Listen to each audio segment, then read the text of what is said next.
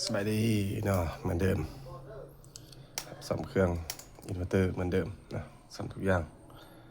ตัวนี้เป็นของรุ่นเนี่ยนี่เนาะตัวนี้ของค่าฝากมาเห็นไว้เนาะDC 2 โวลต์23800 วัตต์เนาะ238,000 วัตต์นะตัวนี้ของค่าฝากมาบอกว่าบ่มีไฟออกเนาะมีไฟออกพัดลมกระพังพัดลมนี่กระพังไฟออกกับบ่มีตอนนี้เขาได้เปลี่ยนเรียบร้อยเนาะเขาได้ซ่อมแต่งแล้วก็เปลี่ยนอะไรตัวใหม่เข้าไปนะเทสเบิ่งนะถือว่าใช้ได้ต่อไปก็ใช้ได้นะจอแสดงผลใช้ได้นะสวิตช์ในเบิดทุกตัวกระตุกเนี่ยถือว่าใช้ได้นะตัวคอยแห้งนี่ตัวคอยแห้งตัวกระตุกปกตินะ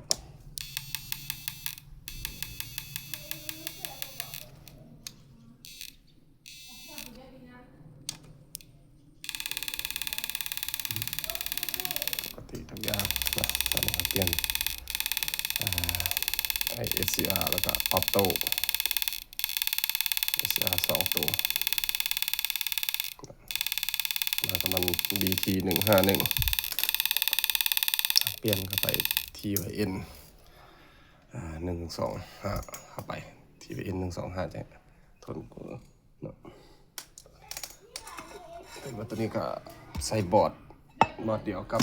บอร์ด AK เป็นตระกูลเดียวกันทุกอย่างคล้ายคือกัน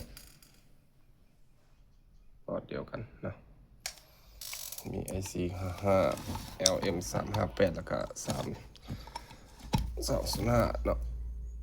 3525เนาะพอร์ตของมันอันเดียวกันบอร์ดเดียวกับ AK ในระบบวงจรก็คล้ายคือกันตัวนี้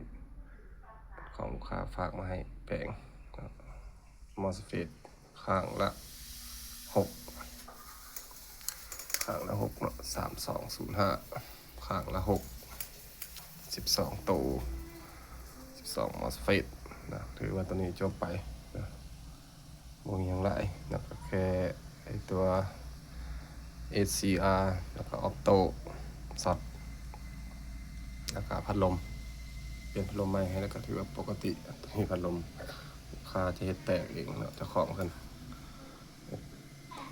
ทีเดียวจะให้พัดลมแตกถือว่าจบไปเนาะอีกงานหนึ่งอันนี้นะใส่ปกติ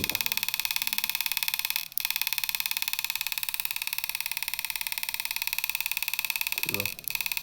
จบไปอีกเครื่องครับสอบครับโมถือว่าสำเร็จ